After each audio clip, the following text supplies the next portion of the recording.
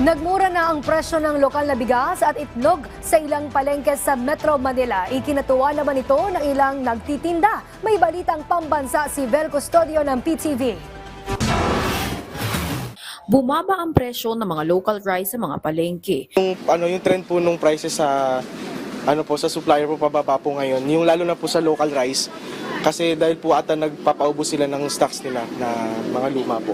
Naglalaro lamang sa 49 pesos hanggang 56 pesos kada kilo ang premium rice, habang 47 pesos naman ang well-milled sa Commonwealth Market. Ayon sa nagtitinda, stable ang presyo ng imported rice simula noong Enero. Kasunod rin ito na ipinapataw na 58 pesos maximum suggested retail price sa imported rice. Nagdeklara naman ng National Food Security Emergency sa bigas ang Department of Agriculture kahapon. Ito ay para mailabas ng National Food Authority ang buffer rice stocks para gawing stable ang presyo ng bigas at maging supply nito.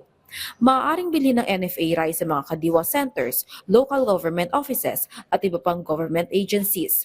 Samantala, bukod sa bigas, bumaba rin ang presyo ng itlog. 20 piso kada tray ang ibinaba ng presyo ng itlog ngayong buwan kumpara noong Disyembre. Ang pagsisikap ng Kagawaran ng Agrikultura na pababain ang presyo ng basic commodities ay alinsunod sa direktiba ni Pangulong Ferdinand R. Marcos Jr. para sa food security. Mula sa People's Television Network, Vel Custodio, Balitang Pambansa.